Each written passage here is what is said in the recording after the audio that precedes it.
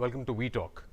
नाज़रीन, आजकल बल्कि खसूसी तौर पे जो गुज़िश्ता 2 दिन है, पंजाब की जो ख़ास तौर पे और पाकिस्तान की ओवरऑल कुल्ली तौर पे जो सियासी इस वक्त बहरान की सूरत हाल है, उसके हवाले से बहुत सारी अपडेट्स आई।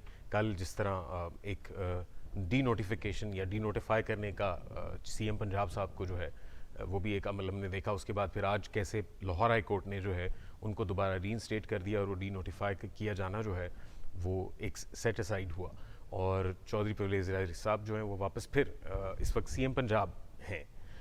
इसके साथ साथ बहुत सारी और डेवलपमेंट जो है वो सियासी तौर पे तो हम देखते हैं और नज़र आ रही है, लेकिन कुछ ऐसे मामला जिनके ऊपर हम चाहते हैं कि हमारी नज़र जो नाजरीन की कभी डलती भी है तो उसको पसे पुष्ट डाल दिया जाता है या उसके ऊपर बहुत सारी गर्द जो है वो बैठ जाती है जब तक उसके ऊपर तवज्जो कोई मरकूज़ हो।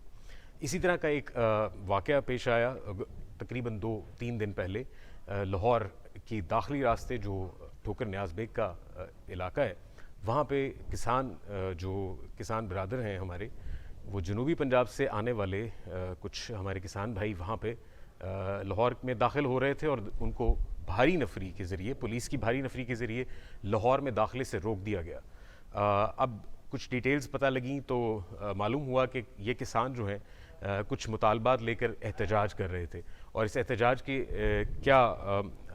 उनके क्या मुतालबात हैं, उनके क्या मामलात थे, इस हवाले से और इससे मज़ीद अभी क्या सिचुएशन है, इन सब मामलात पे बात करने के लिए हमारे साथ आज मौजूद हैं चौधरी शौकत चदर साहब, सदर किसान बोर्ड पाकिस्तान, माफ़ कीजिएगा सर। मैं आपको वेलकम करता हूँ इस शो में। जी शुक्रिया कुरैश सर। अच्छा सर, अभी जो गुज़िश्ता 2 रोज़ कबल एक जो ठोकर न्याज बेग पे जिस तरह हमारे किसान भाइयों को रोका गया और उनको एहतजाज जो वो कर रहे थे और इस एहतजाज की सूरत में वहाँ ट्रैफिक जैम भी हुआ और फिर पुलिस ने ज़ाहिर है वो हरकत में आई और उन्होंने उनको डिस्पर्स किया। शायद उनके जो मुज़ाकरात के ज़रिए उनके जो मुतालबात हैं उनके ऊपर भी बात हुई, लेकिन कुछ डिटेल्स हमारे सामने नहीं आई। अच्छा सर, ये अगर आप हमारे नाज़रीन को बता सकें कि क्या मुतालबात थे और क्या मुतालबात लेकर वो लाहौर आए और उनकी क्या ज़रूरियात हैं जिसके ऊपर काम किया जाना बहुत तवज्जो दी जानी बहुत ज़रूरी है, आप अगर काइंडली हमें बता सकें। जी, एक तो आपका बहुत शुक्रिया, मैं वॉइस न्यूज़ का शुक्रिया अदा करूंगा कि इतने अहम तरीन टॉपिक पे आपने मुझे गुफ्तगू का मौका दिया। अब जो किसान है इस मुल्क के अंदर, मैं ये समझता हूँ कि ये कौम के मोहसिन हैं। ये गर्मियों की धूप के अंदर और सर्दियों की यकबस्ता रातों के अंदर ये मेहनत करके तमाम मुल्क को ग़िज़ा फराहम कर रहे हैं। इस मुल्क में जहाँ एक तरफ सलाम किसान का नारा लगाया जा रहा है और किसान डे मनाया जा रहा है, बिल्कुल उसी दिन ही जब किसान अपने राइट्स के लिए लाहौर एहतजाज करने के लिए, पुरअमन एहतजाज करने के लिए जा रहे थे, तो जगह जगह पे पुलिस ने उनको रोका और जो मुतालबात हैं जहाँ पे ये जो लाहौर में ट्रैफिक जाम है, तो मैं ये समझता हूँ कि ये किसानों ने ट्रैफिक जाम नहीं की। कभी भी किसान जो है वो अपने एहतजाज के लिए ट्रैफिक जाम नहीं करते। ये जब भी ट्रैफिक जाम होता है तो ये मुकामी पुलिस जो है ये खुद ट्रैफिक जाम करती है और किसानों को रोकने के लिए ये ट्रैफिक जाम भी किया जाता है। इस दफा भी जो ट्रैफिक जाम हुआ है वो मुकामी पुलिस ने किया। हमारे जो बुनियादी मुतालबात हैं जिनकी तरफ आपने अभी इशारा किया था, वो कौन सी मुतालबात हैं जिनके लिए लाहौर की तरफ किसान आ रहे थे जी।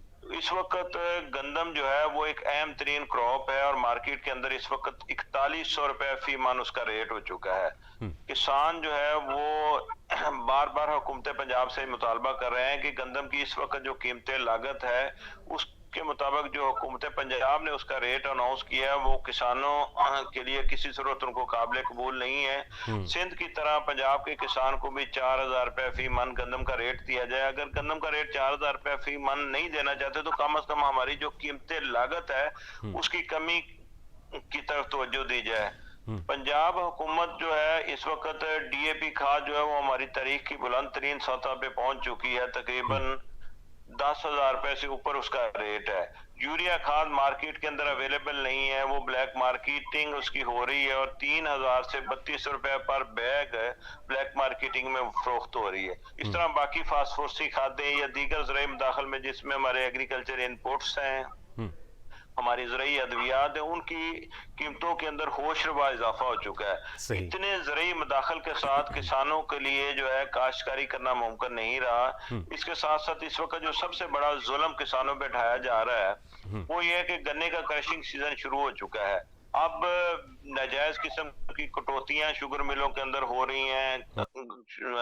किसानों को उनके गन्ने की कीमत अदा नहीं की जा रही। इन इश्यूज को लेकर किसान जो है वो लाहौर पुरअमन तरीके से एहतजाज करने जा रहे थे, लेकिन पुलिस ने बड़ी बेरहमी से इतनी सर्दी के अंदर सारी रात वहां पे किसानों को बिठाए रखा और बगैर मुज़ाकरात किए उनको वापस भेज दिया। सही। अच्छा अच्छा, ये तो एक तो आपने बड़ी एक अहम बात हमें हमारे नाज़रीन को बताई कि जैसे आपने बताया कि खाद की ब्लैक में फ़रोख्त जो हो रही है और किस तरह अरज़ा कीमतों पे जो है, बल्कि बहुत ही ज़्यादा महंगी कीमतों पे जो है खाद, यूरिया और दीगर और जो खादें हैं वो हमारे किसान जो है वो लेने पर मजबूर हैं, जिसकी वजह से उनकी ओवरऑल क्रॉप की जो कॉस्ट है वो भी बढ़ रही है, साथ ही उनकी जो मुनाफा है उसमें भी कमी ज़ाहिर है आ रही होगी। अच्छा, इसके अलावा हमारे ज़राए के मुताबिक जो उनके मज़ीद एहतजाज जो करने वाले जो हमारे भाई हैं, उनके मज़ीद मुतालबात में से एक मुतालबा ये भी था कि पेट्रोल, मसनूआत, बीज, खाद समेत बिजली के यूनिट पर सब्सिडी जो है वो दी जाए। तो क्या ये मुज़ाकरात जो हुए अभी 2 रोज़ कबल, क्या उनके मुज़ाकरात की सूरत में कोई ऐसे जो मुतालबात हैं वो माने गए, कोई सब्सिडीज़ दी गई, कोई उनको छूट या कोई रिलीफ मिला कि नहीं? ये जिस तरफ आपने अभी इशारा किया है कि बिजली के जो रेट हैं, हम जब इस्लामाबाद के अंदर एहतजाज के लिए गए थे तो उस वक्त वफाकी गवर्नमेंट ने वादा किया था कि जी हम किसानों को फिक्स रेट 13 रुपए यूनिट के हिसाब से बिजली फराम करेंगे, लेकिन ना तो उस रेट को वफाकी हुकूमत ने अभी तक अनाउंस करने के बावजूद इसको इम्प्लीमेंट किया है। और इसके साथ साथ जो पंजाब हुकूमत का इशू यह था कि जब किसानों को 5 रुपए 35 पैसे यूनिट बिजली मिला करती थी तो उसके वक्त पंजाब हुकूमत की तरफ से एक सब्सिडी अमाउंट इसके अंदर शामिल होती थी। हमें 11 रुपए का यूनिट पड़ता था तो उसमें 5.5 रुपए जो है पंजाब गवर्नमेंट उसमें सब्सिडी देती थी। अब जब से ये वफाकी और सूबाई हुकूमतें, दो सियासी पार्टियों का आपस में इख्तलाफ हुआ, दो मुख्तलिफ हुकूमतें बनी हैं, तब से पंजाब हुकूमत ने किसानों के साथ ये दुश्मनी करते हुए वो जो सब्सिडी की अमाउंट थी वो विड्रा कर ली, जिसकी वजह से इस वक्त किसानों को ज़रूरी मकासद के लिए इस्तेमाल होने वाली बिजली बहुत ज्यादा महंगी पड़ रही है। सही। और जहां तक मुज़ाकरात की बात है, ये बड़े भोंडे किस्म के मुज़ाकरात हुए थे। सिर्फ सूबाई वजीर जो है, हमारे जो मुतलका सूबाई वजीर थे, तो उन्होंने तो बीमारी का बहाना करके तो वो तो तशरीफ ही नहीं लाए। मियां असलम इकबाल जो है उन्होंने मुज़ाकरात किए थे और उन्होंने ये कह के क्योंकि ये मेरा मुतलका मामला नहीं है, लिहाजा मैं कंसर्निंग मिनिस्टर्स के साथ इसको डिस्कस करने के बाद आपको कोई जवाब दूंगा। तो कोई सीरियस किस्म के मुज़ाकरात हुकूमत की तरफ से देखने में नहीं आए। और चौधरी साहब, यहाँ पे फिर इसमें फिर ये जो किसी ने फॉलो अप किया, मियां असलम इकबाल साहब ने अगर ये कोई ऐसी बात की थी, उन्होंने आपको ऐसा कोई अगर दिलासा दिया था, तो क्या आपने उनको फॉलो अप पे कोई पूछा, कौन उनको फॉलो अप कर रहा है इस हवाले से? और वो जो मुतलका वजीर हैं उनकी अगर तबीयत जो है वो ख़राब थी तो अब तो गालिबन बेहतर होगी। अब कोई फॉलो अप अगर आपके पास है, कोई खबर ऐसी कि जिसके ऊपर जो है कोई ठोस इकदामात की सूरत में आपके सामने कोई रिजल्ट आया हो? वैसे तो ये बदकिस्मती है हमारी। हम ये समझते थे कि जब ये वजीर आला चौधरी परवेज इलाही साहब आए थे तो किसान इस हवाले से एक खुशी महसूस कर रहे थे और उनके अंदर खुशी की लहर थी कि चले अब एक ऐसा शख्स जो एक किसान का बेटा है और हमेशा दावा करता रहा है कि जी मैं किसानों के वेलफेयर और किसानों की फलाह के लिए सोचूंगा, हमें एक ऐसे वजीर आला पंजाब मिल गए हैं। लेकिन जब से इन्होंने वजारत का चार्ज संभाला है उस वक्त से लेकर अब तक जो इनके अमली इक़दाम हैं वो किसान दोस्ती के तो किसी सूरत नजर नहीं आ रहे। चाहे हमारी गंदम का रेट हो, चाहे गन्ने के क्रशिंग सीजन का मामला हो, जो यूरिया खाद जो मार्केट के अंदर जिसका बहरान आया है ब्लैक मार्केटिंग में उसकी हो रही है, इन तमाम अवामल के हवाले से ना तो हमें कोई हमारे चीफ मिनिस्टर पंजाब का कोई रोल नजर आ रहा है और ना ही हमारे वजीर ज़राअत का कोई इसमें रोल नजर आता है।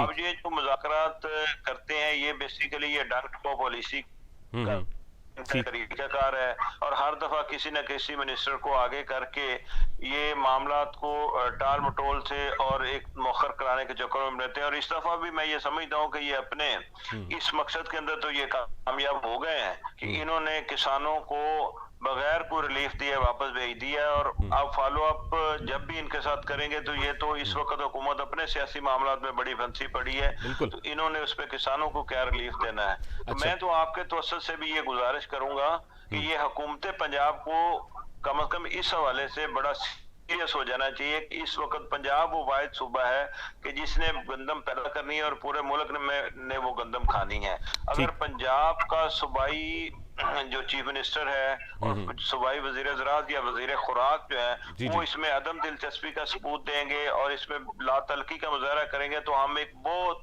तेजी के साथ एक बड़े गजाई बुरान की तरफ बढ़ रहे हैं और मुल्क को इसका बहुत बड़ा नुकसान होगा।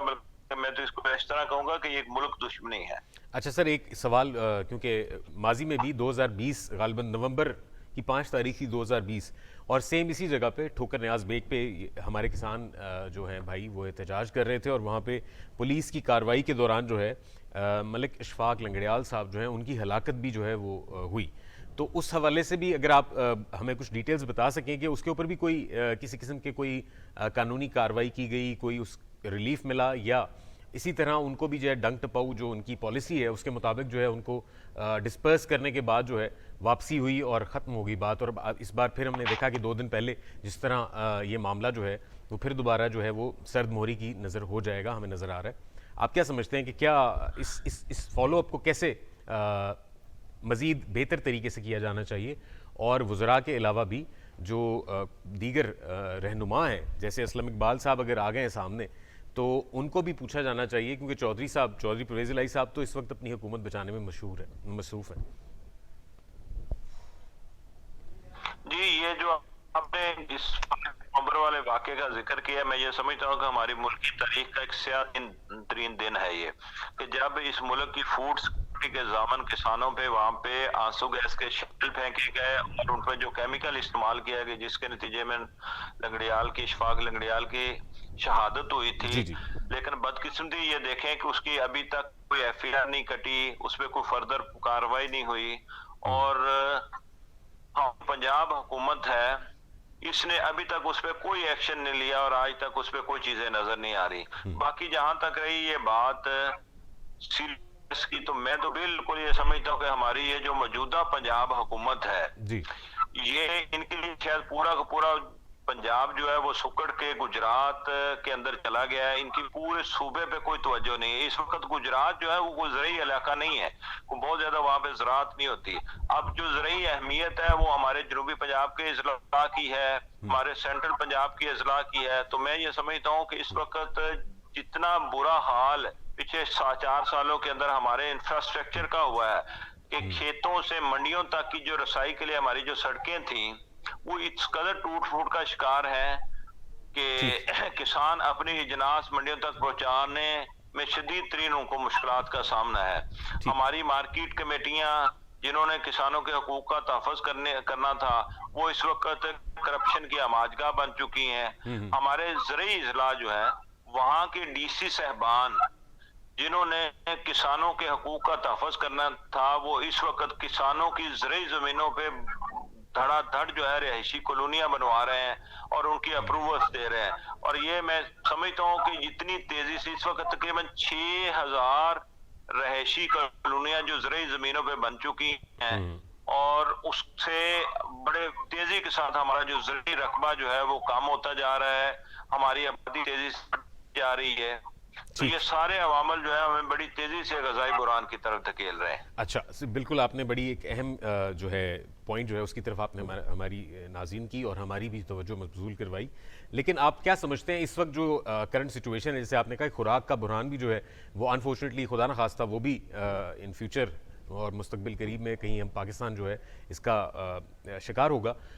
क्या ऐसे इकदाम जो फौरी तौर पर इमरजेंसी बेसिस पे किए जाने चाहिए, जो हमारे ज़राअत के हवाले से जो भी कंसर्न्स हैं, चाहे वो जनूबी पंजाब हो चाहे वो सेंट्रल हो, जिस तरह आपने जिक्र किया गुजरात वाला इलाका उस तरफ भी, तो ओवरऑल जो पंजाब क्योंकि एक ज़रखेज़ ज़मीन है, आप क्या समझते हैं कि कौन से ऐसे इमरजेंसी बेसिस पे इकदाम करने की ज़रूरत है ताकि आने वाला जो एक खदशा है ग़ज़ाई बुरहान का उससे बचा जा सके?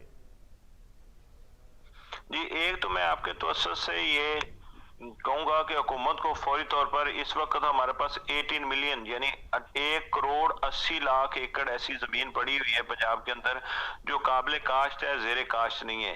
इसको फौरी तौर पर प्रोग्रेसिव ग्रोअर्स को, ज़राई ग्रेजुएट्स को ये अलाट करके वहां पे काश्तकारी करनी चाहिए ठीक। ताकि हम अपने मुल्क की रज़ाई जरूरियात में खुद कफील हो सके। इस वक्त जो फौरी तौर पे करने वाला काम है कि इस वक्त गंदम की बिजाई तकरीबन मुकम्मल हो चुकी है पूरे सूबे के अंदर। सही। ऊपर से मौसमी सूरत भी ऐसी है कि बहुत ज्यादा ये सपोर्टिव नहीं है इस वक्त हमारी पैदावार के हवाले से। अब कोई चीज इस वक्त सपोर्टिव हो सकती है तो वो हमारी बर वक्त खादों की फरामी है। ऐसे हालात में यूरिया खाद जो है वो मैंने आपको बताया कि 2200 रुपए, 2250 रुपए उसका जो है कंट्रोल रेट है, लेकिन वो मार्केट के अंदर 3000 से 3200 रुपए में ब्लैक मार्केटिंग में फरोख्त हो रही है।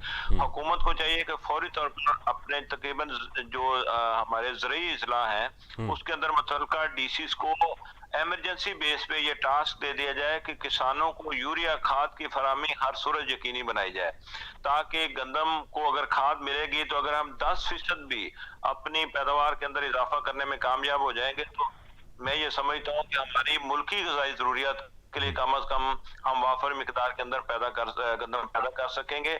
अगर हम डिपेंडेंट रहे इंपोर्ट पे तो हमारी जो सस्ती तरीन इस वक्त इंपोर्ट है वो यूक्रेन की है, रशिया और यूक्रेन की। वहाँ के अपने जोग्राफी हालात आपके सामने हैं, जंग है वहाँ पे, जंग की वजह से वहाँ भी प्राइसेस काफी बढ़ चुकी हैं।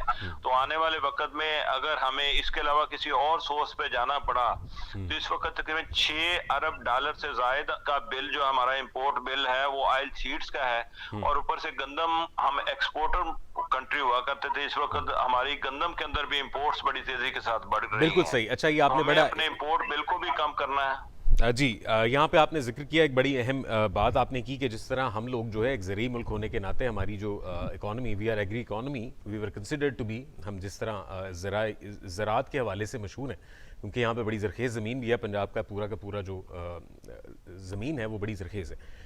गंदम जैसी एक बुनियादी जो क्रॉप है उसको भी अगर अब हम इस वक्त इस सिचुएशन में, एज यू से, कि हम यूक्रेन या रशिया या दीगर ममालिक से जो है इंपोर्ट करने की सिचुएशन में है और अपनी अंदरूनी जो हमारी एक सप्लाई और रिक्वायर्ड जो सप्लाई है या हमारी जो ज़रूरत है उसको पूरा करने के लिए हमें इंपोर्ट करना पड़ रहा है ज़रिए, तो आप क्या समझते हैं कि ये ऐसा क्यों हुआ? क्योंकि गुज़िश्ता 3-4 सालों में ये बहुत ज़्यादा ये खबरें आई कि गंदम जो है वो इंपोर्ट की जा रही है एक्सपोर्ट होने की बजाय। इसी तरह और भी बहुत दीगर क्रॉप्स हैं, उनको भी अब क्योंकि वो जो खुद कफालत थी और वो खुद सेल्फ सफिशेंट थे पाकिस्तानी के हवाले से, पंजाब के हवाले से हम लोग, तो अब वो ऐसा क्या मामला हुआ कि गंदम भी और दीगर और जो अजनास है उनको इंपोर्ट करना पड़ रहा है? जी, इसमें हमारी सबसे बड़ी बदकिस्मती तो ये रही है कि हम दुनिया के अंदर जो हमारा काश्तकारी का सिस्टम चल रहा है, पर एकड़ जो यील्ड है वो सारी की सारी डिपेंडेंट है सीड पे। हमें पिछले कई सालों से वो आला म्यार के बीज नहीं मिल रहे, जिसकी वजह से हम दुनिया की जो पैदावारी सलाहियत है उसके मुकाबले में अपने किसान को अपग्रेड कर सकें। तो हमारा किसान इस वक्त भी गंदम में जो दुनिया के अंदर गंदम की पैदावार किसान ले रहे हैं उनसे बहुत कम इस वक्त पाकिस्तानी किसान ले रहा है। इसके साथ साथ मैंने आपको बताया कि हमारी जो ज़राई ज़मीनें हैं वो बड़ी तेजी के साथ उनका रकबा कम हो रहा है, जबकि आबादी हमारी जो बड़ी तेजी के साथ बढ़ रही है। अब हमारे पास इस सारे अमल में जो सोल्यूशन था वो ये था कि हम अपनी पर एकड़ पैदावार को बढ़ाते। इस तरफ ना वफाकी हुकूमत ने कभी कोई तवज्जो दी, ना सूबाई हुकूमतों की इस तरफ कभी तवज्जो रही है, और उनकी नाकस पॉलिसियों की वजह से इस वक्त हालात ये आ गए हैं कि जो हम टॉप 10 के अंदर वीट प्रोड्यूसिंग कंट्रीज के अंदर हमारा नाम आता था, इस वक्त हम वो टॉप 10 से निकलकर बहुत नीचे आ चुके हैं, और इस वक्त गंदम की पैदावार के अंदर हमारा नंबर बहुत पीछे चला गया और गंदम इंपोर्ट करने वाला मुल्क हम बन गए हैं। जो कभी किसी वक्त गंदम एक्सपोर्ट करने वाला मुल्क होते थे, इस वक्त गंदम इंपोर्ट करने वाला मुल्क बन गए। इस वक्त इसका जो आसान तरीन सोल्यूशन है कि हम इस वक्त हमारी कैपेसिटी ये है कि हम 28 मन पर एकड़ की हमारी एवरेज है जो हुकूमत ने कैलकुलेट की है, जबकि हमारे किसान की कैपेसिटी ये है कि वो 50 से 60 मन पर एकड़ बासानी पैदावार ले सकता है। किसान की उस कैपेसिटी को इनहांस करने की जरूरत है, किसान के साथ खड़ा होने की जरूरत है, ताकि किसान जो है वो अपनी एवरेज यील्ड को बढ़ा कर ना सिर्फ मुल्की गुजारी ज़रूरियात को पूरी कर सके, बल्कि मुल्की कौमी खजाने पे जो इजाफी बोझ इंपोर्ट की वजह से पड़ता है उसको भी कम कर सके। जी, बहुत शुक्रिया सर आपका आपका आपने हमें इतनी कीमती राय का जो है उससे हमें आगाह किया, और इस मामले पे जो बहुत सारी चीज़ें, जो बहुत इबहामात मौजूद थे, और लेटेस्ट जो अभी हमने देखा कि जो जिस तरह एहतजाज हुआ और हमारे किसान भाइयों के ऊपर जो मज़ालिम पहले भी ढाए गए हैं, और उनकी सपोर्ट जो है, जैसे आपने जिक्र किया, उस हवाले से सपोर्ट किसी भी सतह पे, चाहे वो फेडरल गवर्नमेंट हो, चाहे वो सूबाई हुकूमतें हों, उनकी तरफ से कोई भी खातिर खा जो है इकदाम करने की कोई नवीद हमें नहीं मिलती। तो इसलिए नाज़रीन, हम इस टॉपिक के ऊपर जो है मज़ीद बात करेंगे, लेकिन अभी इस टॉपिक को हम यहाँ तक के लिए रखते हैं। ब्रेक का वक्त हुआ है, ब्रेक के बाद वापस आएंगे और कुछ मज़ीद टॉपिक्स जो हैं उनके ऊपर रोशनी डालेंगे। हमारे साथ रहिएगा।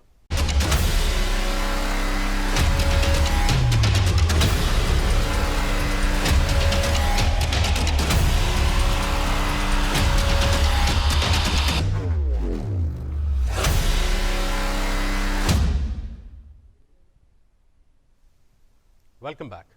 ब्रेक पे जाने से पहले हम बात कर रहे थे चौधरी साहब से, और उन्होंने जो कि इस वक्त बहुत अहम तरीन, बल्कि मैं कहूँगा, क्योंकि पाकिस्तान की मईशत जो है, क्योंकि उसका ताल्लुक जो है, उसका दारोमदार ज़राअत से जोड़ा जाता रहा है माजी में भी, और अभी भी अगर हम बात करें तो पाकिस्तान के अंदर जो प्रिडोमिनेटली सबसे अहम जो कंट्रीब्यूटर हैं वो हमारे किसान ब्रादर हैं, और वो तमाम तर जो मामलात हैं उनके हवाले से अपने एहतजाज, अपने मुतालबात लेकर एहतजाज की सूरत में जो है वो लाहौर की सरहदों को जब उन्होंने एंटर होने की कोशिश की, जनूबी पंजाब से जब वो लाहौर की तरफ आए, तो उनको ठोकर न्याज बेग के करीब रोका गया, और ना सिर्फ रोका गया बल्कि सारा दिन वो सर्दी में खुले आसमान के तले जो है वो बैठे रहे बेयार मददगार, और पूरा एक दिन गुजर जाने के बाद अगले रोज़ जो हुकूमती अरकान हैं उनकी तरफ से जो है एक उनको मियाँ असलम इकबाल साहब को जो है ग़ालिबन उन्हें अपॉइंट किया गया, और उन्हें भेजा गया कि आप इनके मुतालबात और इनकी बातचीत के ज़रिए, इन मुज़ाकरात के ज़रिए उनको इन मामलात को रफ़ा दफ़ा कीजिए। जिस तरह हमें अपडेट्स दी गई और बताया गया कि उनके मुतालबात क्या थे, उनके मुतालबात में सबसे अहम मुतालबा ये था कि जो खाद है, जो उनकी एक अहम तरीन जो चीज़ है, जो एलिमेंट है, जिसके ऊपर किसान हारियों का दारोमदार होता है, उनकी तमाम तर जो अजनास हैं जो वो बोते हैं और वो उगाते हैं, और वो पाकिस्तान में तमाम तर पाकिस्तानियों की खुराक की जो है ज़िम्मेदारियाँ, वो ज़रूरियात वो पूरी करते हैं। लेकिन उस खाद के ऊपर जो है उसको ब्लैक में बेचा जाने के बावजूद उसके ऊपर कोई ऐसा कोई हुकूमती अरकान ने भी और दीगर इदारों ने भी किसी किस्म का एक्शन नहीं लिया, जिसकी इल्तिजा लेकर ये तमाम तर जो किसान हैं वो लाहौर की तरफ उन्होंने रुख किया, लेकिन उनको लाहौर एंटर होने से रोक दिया गया। फिर अगले रोज़ जो है वो मुज़ाकरात हुए, और हमें इत्तला मिली कि मुज़ाकरात जो हैं वो कामयाब हो गए, और किसानों को वापस अपने घरों को उनका रुख कर दिया गया है।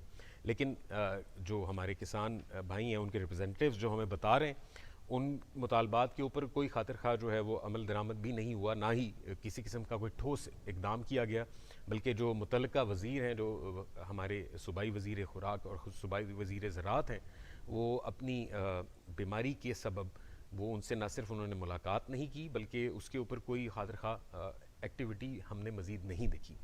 अब बीज, खाद, पेट्रोल, मसनूआत और उसके साथ साथ जो फ़ी यूनिट बिजली की कीमत है उसके ऊपर सब्सिडी देने का भी मुतालबा था, वो किस कदर कामयाब रहा उसके ऊपर भी अभी मज़ीद हमें आने वाला वक्त जो है मुस्तकबिल करीब में हमें बताएगा कि क्या हमारे किसान जो हैं वो किस कदर जो हैं वो सेटिस्फाइड हैं और किस कदर मुतमईन हैं कि वो आइंदा हमारे इस अहम तरीन जो हमारी रिक्वायरमेंट है, यानी कि खुराक, पूरे पाकिस्तान की खुराक, ख़ुसूसी तौर पे पंजाब जो पाकिस्तान का सबसे बड़ा सूबा है आबादी के लिहाज से, इस खुराक की ज़रूरियात को, इस सूबे की खुराक की ज़रूरियात को कैसे पूरा किया जाएगा, जबकि ज़रई मुल्क होने के बावजूद हम लोग गंदम जैसी बेसिक जो हमारी क्रॉप है उस हवाले से भी हम खुद कफ़ील नहीं रहे, और हम इंपोर्ट कर रहे हैं ये गंदम भी, जैसे हमें बताया हमारे मेहमान ने, यूक्रेन और रशिया जैसे ममालिक से। अब वहाँ के हालात भी ज़ाहिर है वो एक हालत जंग में हैं, दोनों ममालिक एक दूसरे के साथ, तो वहाँ के भी मामला जो हैं वो किसी तौर भी सूटेबल नहीं है कि वहाँ से हमें इंपोर्ट जो है वो बासानी मैसर आ सके, और फिर एक ख़तीर रकम भी खर्च करनी पड़ती है। इंपोर्ट का मामला जो है, जो लोकल हारी है, जो किसान है, उसके हवाले से भी वो ज़ाहिर है वो दिल बर्दाश्ता होता है और उसको वो उसकी तमाम तर मेहनत का वो सिला या वो फल नहीं मिलता जो उसने तमाम साल या तकरीबन 6 माह से कुछ ज़्यादा का अरसा एक क्रॉप के ऊपर लगाकर अपना खून पसीना एक करके उस क्रॉप को जो है वो फाइनल शेप में लाकर मार्केट या मंडियों तक पहुंचाने की कोशिश करता है। अब उस मंडी तक पहुंचने में भी जो मामलात हैं वो आपने जैसे कि सुना कि उसके ऊपर जो कॉस्ट आती है वो ज़ाहिर है उसका ताल्लुक भी जो पेट्रोलियम मसनूआत की कीमतों पर है, और पेट्रोलियम मसनूआत की कीमतों का ताल्लुक जो है वो इनडायरेक्टली नहीं बल्कि डायरेक्टली डॉलर की कीमत से है। तो बेशक ओपन मार्केट या आलमी मंडी में पेट्रोल की कीमतों में एक कमी का रुझान देखा गया, लेकिन पाकिस्तान में क्योंकि आईएमएफ के साथ जो बहुत सारे ऐसी डील्स हो चुकी हुई हैं जिसके ऊपर पाकिस्तान को अमल दरामद करना जो है वो उसकी मजबूरी है।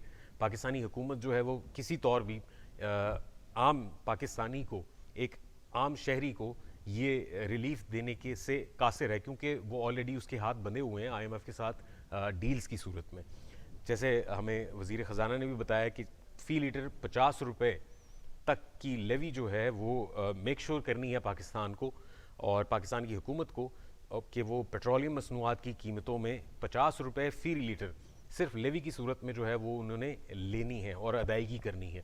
अगर वो ऐसा नहीं करती या कामयाब नहीं होते तो फिर नेक्स्ट जो पाकिस्तान को मिलने वाला जो इमदाद या किस्त है इनफैक्ट जो कर्ज़े की आईएमएफ की तरफ से वो नहीं मिलेगी या उसके अंदर जो है तसलसल जारी नहीं रहेगा, जिसका असर डायरेक्टली आप और हम पाकिस्तानियों पे, जो आम पाकिस्तानी शहरी हैं, वो महंगाई की सूरत में, चाहे वो मुर्गी का गोश्त हो, चाहे वो दालें हों, चाहे वो दीगर अजनास हों, चाहे दीगर खुराक जो अशिया खुर्दनोश हों, उनके हवाले से उनकी कीमतें जो है वो आसमान से पहले ही बातें कर रही हैं। अब ये मामला तो एक तरफ रहा, अब नज़र डालते हैं अपने इस प्रोग्राम के दूसरे हिस्से में जो पाकिस्तान के सबसे बड़े सूबे पंजाब में इस वक्त जो सियासी सूरत हाल है। एक भौचाल आया और भौचाल की सूरत में हमने देखा कि क्या मामलात बने, किस तरह जोड़ तोड़ रहा। कल जब एक गवर्नर पंजाब की तरफ से एक डायरेक्ट डीनोटिफाई करने का एक नोटिस आने से पहले तक बहुत सारे बड़ी जो पिलर्स हैं सियासत के वो एक दूसरे से मिलते रहे। चौधरी शुजात हुसैन साहब अपने दोनों साहबजादों के साथ बिलावल हाउस लाहौर जरदारी साहब से मिले और उस मुलाकात में क्या कुछ तय पाया। इसके साथ साथ मोहन सलाही जो है वो खान साहब से मुलाकात की उन्होंने, और फिर चौधरी परवेज़ इलाही साहब की तरफ से भी बहुत सारी जो है बहुत एक्टिव नज़र आए वो हमें। अगर दूसरी तरफ देखा जाए तो जो इस वक्त पीडीएम और ख़ास तौर पे नून लीग, पंजाब में जो नून लीग की जो सिचुएशन है वो भी हमारे सामने है। कैसे बयानात पे बयानात हमारे सामने आए और मुख्तलिफ जो अरकान हैं उनकी तरफ से बताया गया कि फौरी तौर पे जो है उनके ऊपर वोट ऑफ नो कॉन्फिडेंस की जो मोशन है वो फॉरवर्ड होगी और उसके बाद चौधरी परवेज़ इलाही साहब को जो है वो डी सीट कर दिया जाएगा, या उनके ऊपर अदम अतमाद जब साबित हो जाएगा तो वो ऑटोमेटिकली आइन के मुताबिक उनका जो सीएम पंजाब की जो कुर्सी है वो उनसे छिन जाएगी। अब इस सिलसिले में बात करने के लिए हमारे साथ मौजूद हैं वारिस रज़ा साहब, सीनियर सहाफ़ी हैं और तज्ज़ियाकार हैं। सर, अगर आप हमें सुन सकते हैं तो काइंडली बताइएगा कि इस वक्त क्या सिचुएशन है लाहौर, क्योंकि अभी फिर हम लाहौर हाई कोर्ट ने भी जो कल की बलीगुर रहमान साहब गवर्नर पंजाब की जो कल की जो उनकी डी नोटिफाई करने की नोटिफिकेशन को कलअदम करार देते हुए सीएम पंजाब चौधरी परवेज़ इलाही साहब को दोबारा से रीइंस्टेट कर दिया है एज सीएम पंजाब। तो अब आप क्या समझते हैं, ये लीगल जंग छिड़ गई है? और मुझे बताइएगा हमारे नाजरीन के लिए भी कि इसकी लीगैलिटी के हवाले से क्या आप देखते हैं कि फ्यूचर में क्या मुस्लिम लीग नून कोई अपना रोल प्ले कर सकेगी, और कैसे वो अपनी रिवाइवल जिसकी हम बात करते हैं कि पंजाब जैसे सूबे को जो कि गढ़ है उनका, कैसे वो दोबारा टेक ओवर करेंगे? देखिए, सबसे पहली बात तो इसमें यह है कि सस्पेंशन है उस नोटिफिकेशन की, तो ये बहुत क्लियर होना चाहिए। और एक टेम्परेरी तौर पर यानी 11 तारीख तक उसके सस्पेंशन है, इसीलिए उन्होंने नोटिस जो है ना गवर्नमेंट को भी और दीगर जो मुतल्लिका अफराद हैं उनको नोटिस जारी कर दिए। एक बात। दूसरी बात ये है कि असल में अगर देखा जाए यानी सूरत हाल को मद्देनजर देखा जाए या लाहौर हाई कोर्ट का जो फैसला है या फैसला तो नहीं है, इंटरिम एक ऑर्डर है। वो जी। ऑर्डर ये है कि बुनियादी तौर से आप असेंबली को जो है डिसॉल्व नहीं कर सकते। हम्म। तो ये डिसॉल्व न करने का जो सूरत हाल है, वो पीडीएम तो एक अरसे से ये बात कह रही है कि भाई टेन्योर जो है, यानी 5 साल का जो आइन में टेन्योर दिया गया है, या जो वक्त दिया गया है, वो वक्त पूरा होने के बाद ही इंतखाबात हो सकते हैं। ये पीडीएम की जमातों का मौक़िफ़ है। तो अगर उस एतबार से बात की जाए, तो आज के लाहौर हाई कोर्ट का जो फैसला है, वो आईनी तौर से असेंबलीज को 5 साल तक बरकरार रखने के जिम्न में वो ये पीडीएम के यानी मौक़िफ़ से जो है ना मुताबिक रखता है, यानी उसके ठीक। मुताबिक है। जी। और उसमें जो है ना, वो आपका जो लूजर है, वो है असल में इमरान खान। अच्छा, लूजर इस वजह से भी है कि अगर इमरान खान वाकईतन इसमें संजीदा थे या हैं, तो 23 तारीख की उन्होंने बहुत बुलंद बांग दावे किए थे कि मैं 23 तारीख को दोनों असेंबलीज जो है ना, वो तहलील कर दूंगा। ठीक जी। है।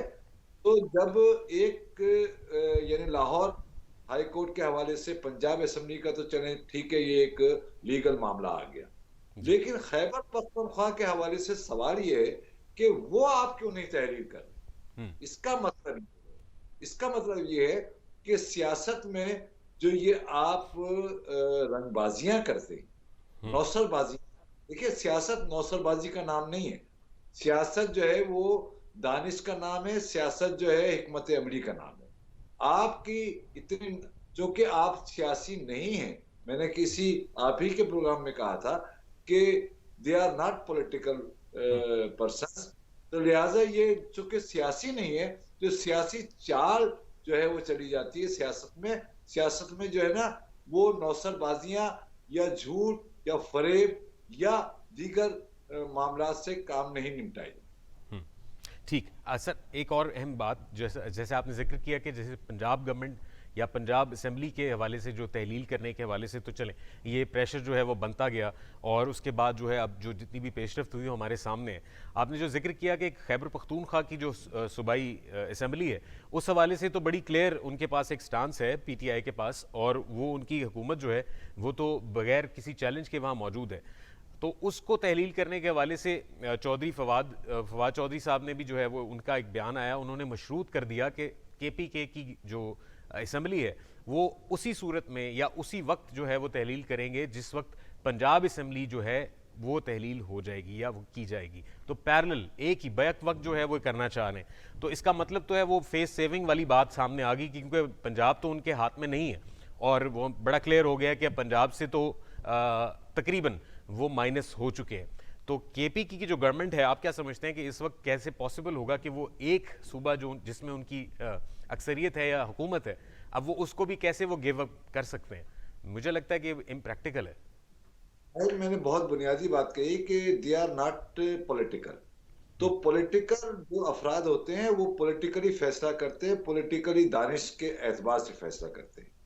जो कि ये पॉलिटिकल लोग नहीं है, ये एक बैटल ग्राउंड जो है ना, इनको किसी ने, इनके हिज मास्टर ने, जिसकी ये वॉइस बना हुए हैं, वो हिज मास्टर ने उनको समझा दिया है कि बैटल ग्राउंड जो है वो पंजाब है। लिहाजा अगर आपने पंजाब को कैप्चर नहीं किया, तो आपका खैबर पख्तूनख्वा या जो भी सूबा इनके हवाले है, वो जो है वो उसकी कोई हैसियत नहीं है।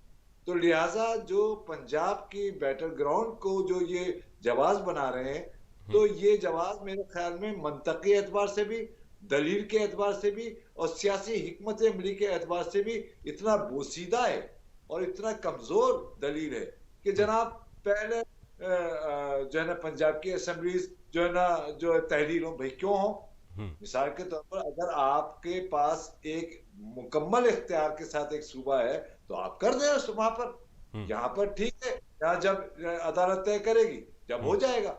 लेकिन इसका मतलब ये है कि ये मुल्क में अदम इस्तेकाम पैदा करके, सियासी अदम इस्तेकाम पैदा करके, मुआशी अदम इस्तेकाम पैदा करके, असल में अवाम को जो रिलीफ मिलने जाने वाला है या जो ये हुकूमत कर रही है या कर सकती है, तो हम्म। वो उससे भी जो है ना रोकना है।